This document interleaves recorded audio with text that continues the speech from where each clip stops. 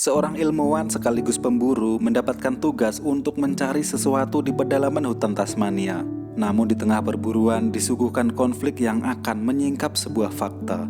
Seperti apa kisahnya? Dan inilah dia, The Hunter.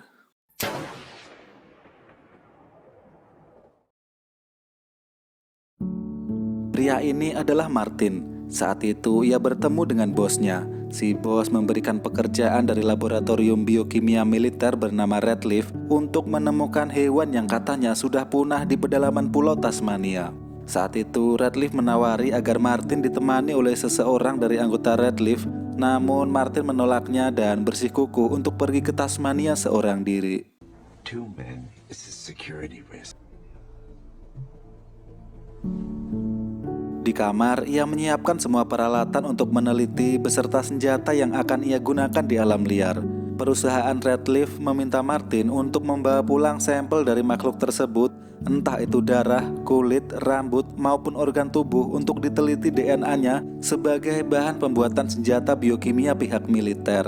Ia juga diwanti-wanti agar tidak ada seorang pun yang boleh tahu tentang hal ini. Dan faktanya makhluk yang dimaksud ternyata adalah harimau Tasmania yang katanya telah punah. Itu adalah makhluk paling langka di muka bumi. Namun menurut informan Redleaf, mereka percaya kalau masih ada satu harimau Tasmania yang tersisa. Kini Martin telah sampai di Hobart, Tasmania. Redleaf memberikan tenggat waktu kurang dari 2 bulan untuk menyelesaikan misi tersebut, karena bisa jadi harimau itu juga diburu oleh pemerintah dari negara lain. Setibanya di sebuah desa, ia menginap di rumah sederhana di dekat lereng bukit. Martin pun masuk dan mendapati seorang wanita yang tengah tertidur. Lalu 2 orang anak kecil menyambutnya dengan sangat ramah. Mereka adalah John dan Jane. Sayangnya listrik di rumah itu mati karena generator tengah rusak dan ayah mereka yang tak kunjung kembali pulang. There's water in the cold tap. He'll be back soon though.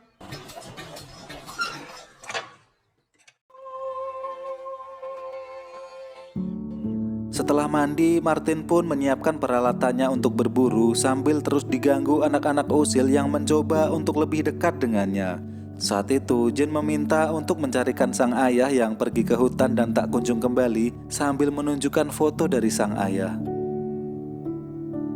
Setelah itu, datanglah Jack yang akan mengantar Martin dan memandunya ke dalam hutan. Terlihat John dan Jane sangat akrab dengannya. Diketahui Jack disuruh oleh Redleaf untuk memandu Martin menyusuri hutan Tasmania, dan sepertinya pihak Redleaf tak 100% mempercayai Martin.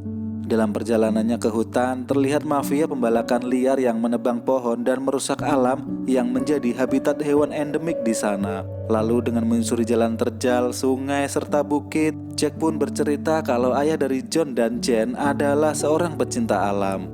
Mereka hidup di sini untuk melakukan aksi protes atas pembalakan liar yang tengah marak di Tasmania. Namun, ia tak pernah melihat lagi ayahnya si John akhir-akhir ini.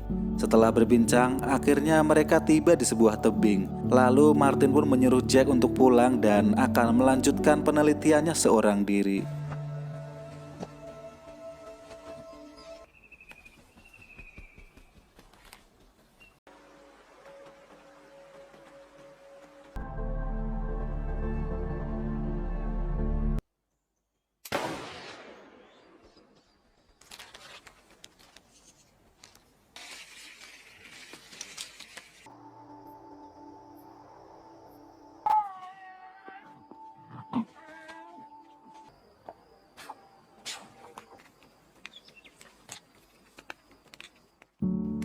Di sana dengan umpan jeroan hewan, ia memasang jebakan untuk memancing harimau Tasman dan mencatat titik koordinatnya.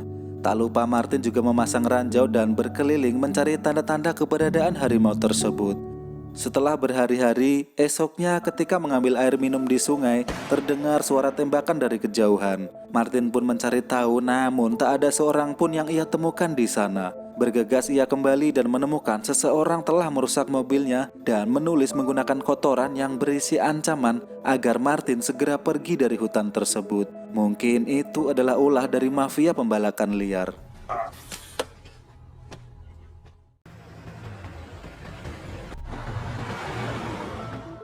Setelah kembali, John dan Jen makan malam bersama dengan Martin. Sementara sang ibu yang bernama Lucy masih belum keluar dari kamarnya. Saat itu Jen bilang kalau ayah mereka juga mencari harimau Tasman, sama seperti yang dilakukan oleh Martin. Tentu hal itu membuat ia terkejut karena sudah ada orang lain yang tahu tentang hal ini.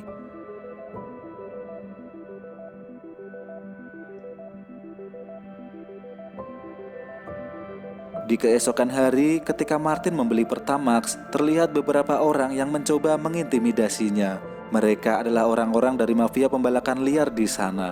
Nampaknya kedatangan Martin di sini tak disambut baik karena mengira Martin adalah anggota dari pecinta lingkungan yang menolak penebangan pohon secara massal. Sepulang dari sana, dengan dibantu oleh John, ia mencoba memperbaiki generator yang telah rusak.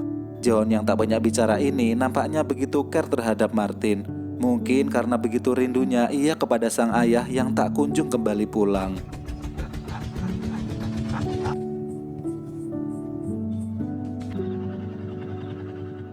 Mengetahui listrik telah menyala, Lucy terlihat senang karena mengira suaminya telah kembali. Dengan senyum bahagia, Lucy yang sakit menghampiri Martin dan anak-anak yang sedang berdansa. Namun ia pun dibuat kecewa mengetahui bahwa orang yang hampir ia cumbu ternyata bukanlah suaminya.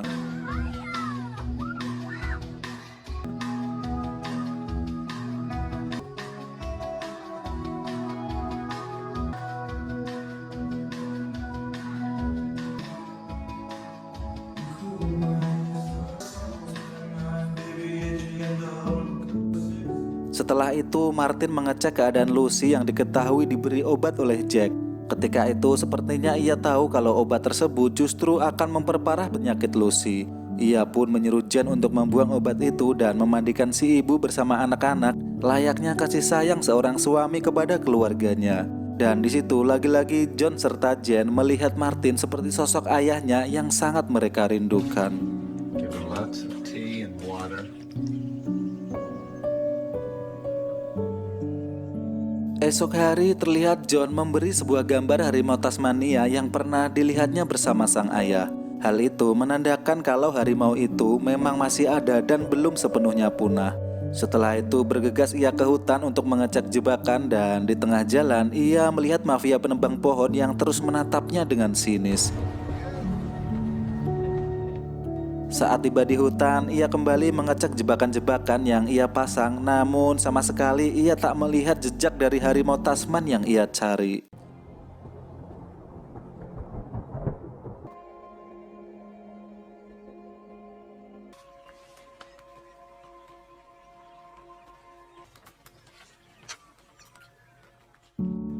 Setelah seharian berkeliling, di tengah rintik hujan, Martin menemukan sesobek kain yang kemudian ia simpan.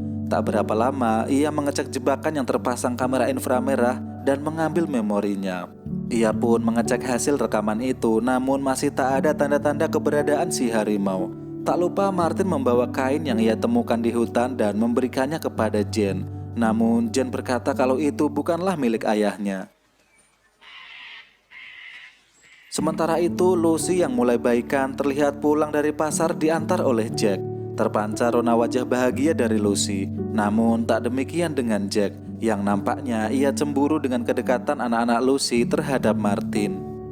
Di malam harinya, John kembali memberikan sebuah gambar di mana di situ ada harimau Tasmania dan pohon serta perairan danau. Mungkin itu adalah lokasi saat ia melihatnya dengan sang ayah. Namun Martin pun menghiraukannya dan lanjut makan malam bersama mereka.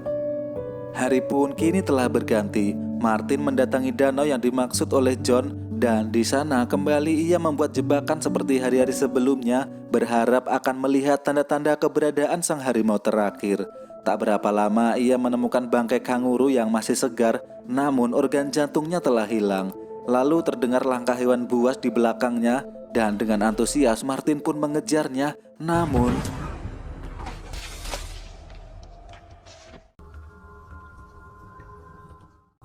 beruntung ia masih tersadar dan menemukan tulang belulang di depan sebuah gua. Melihat hal itu, Martin mengabadikan temuannya dan langsung bergegas pulang. Setelah sampai, terlihat rumah Lucy yang sangat ramai.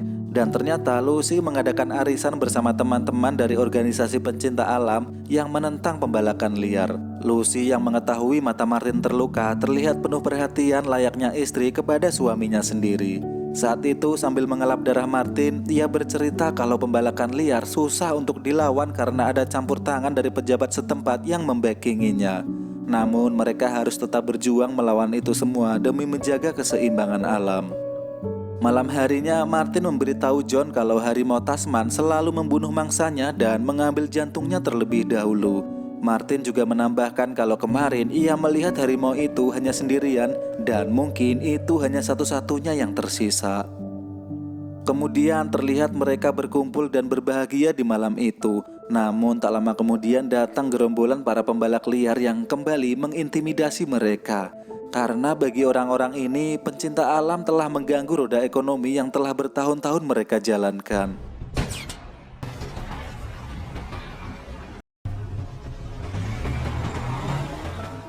Sebelum tidur, Martin bertanya kepada Lucy apakah mungkin suaminya dibunuh oleh orang-orang mafia penebang pohon tersebut. Namun Lucy menampiknya dan mengatakan kalau mereka tidak mungkin melakukannya. Ia juga menambahkan suaminya sering bercerita kalau ada orang yang mengikutinya ketika di hutan, tapi bukan warga lokal dan entah siapa dan dari mana orang tersebut.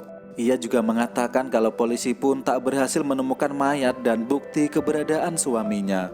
Di sisi lain, Jack yang cemburu terhadap kedekatan Martin dan Lucy melaporkan kepada Radcliffe kalau ilmuwan yang mereka kirim yaitu Martin hanya membuat masalah di desanya. Sementara itu, Martin kembali mendatangi hutan dan menuju ke gua tempat ia kemarin terjatuh. Ia pun memasang jebakan di sana dan lanjut berkeliling memantau keadaan. Setelah berkeliling puluhan kilo, ia kembali menemukan tulang belulang manusia dan sebuah botol air aluminium. Dan saat ia memeriksanya, terlihat luka tembak di tengkorak tersebut yang menandakan kalau orang ini adalah korban pembunuhan. Martin lalu mengubur tulang-tulang itu, kemudian ia juga melihat kantong plastik yang berisi lukisan John, dan ternyata lukisan itu dibuat dari kertas berkas file dari perusahaan Radcliffe. Hal itu menandakan jika mayat itu adalah ayah dari John yang telah lama hilang. Dan faktanya jauh sebelum Martin bertugas, sudah ada orang lain yang mencari harimau tersebut yang tak lain tak bukan adalah ayah dari si John itu sendiri.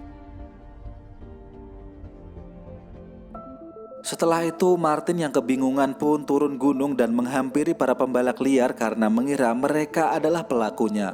Di sana juga terlihat seorang pria kaki tangan Radcliffe yang bernama Brad, seorang di awal film tadi yang sepertinya mempunyai maksud tertentu menyusul Martin ke hutan ini. Di sisi lain, Martin kembali ke rumah dan menemukan bahwa semua lukisan milik John dibuat dari kertas berkas Radcliffe milik ayahnya, yang menandakan ayah John sengaja membuang berkas itu dan berubah pikiran serta membatalkan perjanjian karena menyadari DNA harimau itu akan digunakan menjadi senjata perang biokimia oleh pemerintah Amerika. Dan bisa saja kematian dari suami Lucy karena dibunuh oleh utusan dari Radcliffe akibat tak menyerahkan si harimau dan bahkan menutupi keberadaannya. Ketika malam hari, Martin sempat berpikir untuk memberitahu Lucy. Namun ia tak tega menceritakan apa yang ia temukan di dalam hutan. Ia juga menyembunyikan botol air tersebut karena tak mau melihat Lucy dan anak-anaknya semakin terpukul karena sebuah fakta. Malam itu ia menanyai Lucy apakah suaminya bekerja di perusahaan Radcliffe.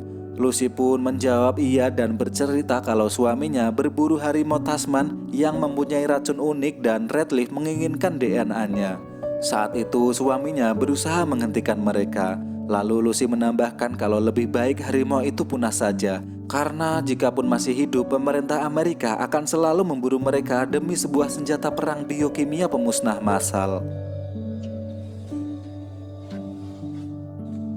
Esok harinya, Martin yang mulai menganggap mereka keluarga berencana untuk mengajak Lucy dan anak-anaknya bertamasya ke pantai. Namun ia mendapatkan telepon dari Radcliffe yang mengancam untuk segera menemukan si harimau.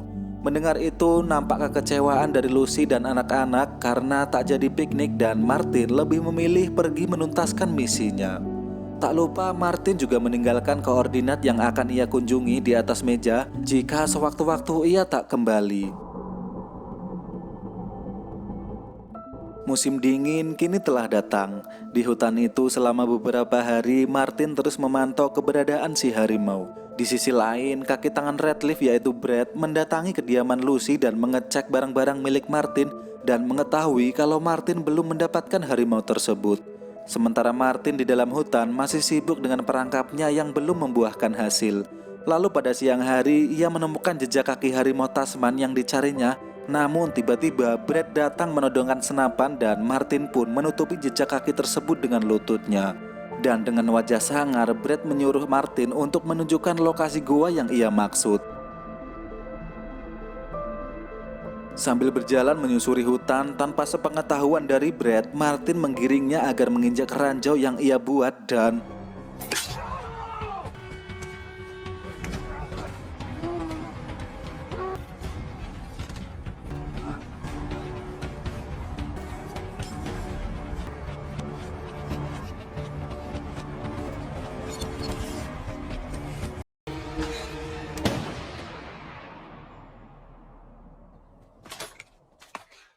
Akhirnya si kaki tangan Redleaf itu pun tewas dan Martin mulai sadar kalau yang membunuh suami Lucy bukanlah mafia pembalakan liar, melainkan perusahaan Redleaf itu sendiri. Setelahnya Martin menemukan koordinat yang ia tinggalkan di mana itu menandakan kalau pria ini telah memasuki rumah Lucy.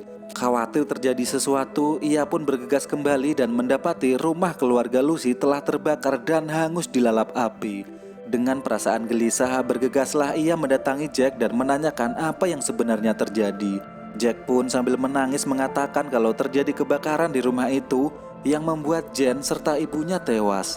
Sementara itu si bontot John ia titipkan di panti asuhan. Saat itu Jack berkata jujur kalau ia cemburu dengan kedekatan Martin dengan Lucy.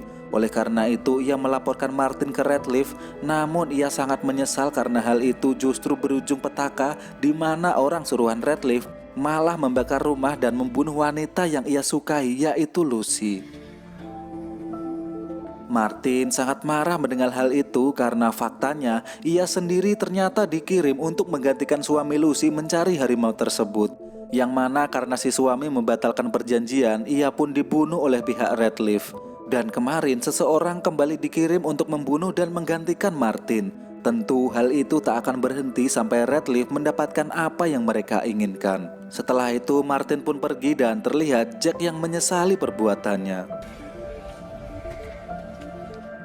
Martin yang kini menyadari betapa kejamnya Redleaf kembali ke hutan untuk memusnahkan harimau tersebut. Karena menurutnya jika harimau itu jatuh ke tangan Redleaf, sesuatu yang lebih buruk bisa saja terjadi. Di sana ia sadar jika pihak militer dan Redleaf tidak pernah peduli dengan nyawa manusia dan hanya berpikir untuk membuat senjata biokimia perang demi bisa menguasai dunia. Kini ia pun membuat jebakan yang lebih besar dan menunggu di dalam gua hingga akhirnya sang harimau pun menampakkan sosoknya.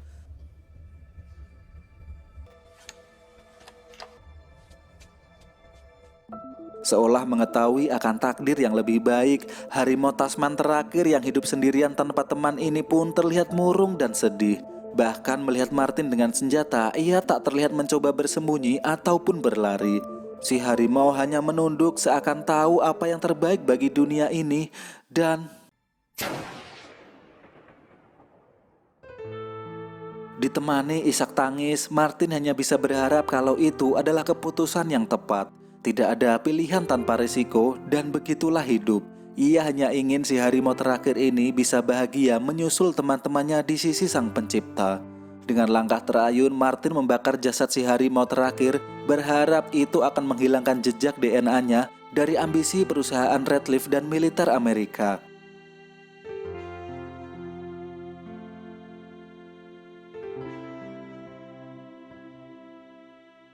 Di akhir kisah, Martin menelepon pihak Redleaf dan mengatakan bahwa apa yang mereka inginkan telah pergi untuk selamanya. Setelah itu, ia mendatangi John di mana kini ia telah menjadi yatim piatu dan tumpahlah air mata Martin dipeluk erat oleh si kecil John yang menganggapnya sebagai seorang ayah dan kisah pun berakhir.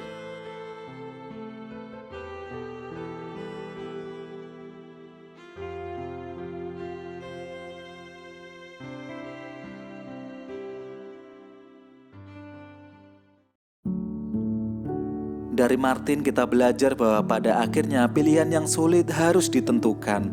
Hidup atas keputusan sendiri tentu lebih baik daripada hidup seperti boneka orang lain. Sobat film undur diri dan gracias.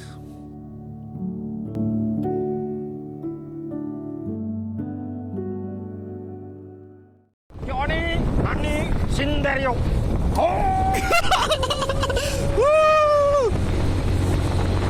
Nosnya, nos.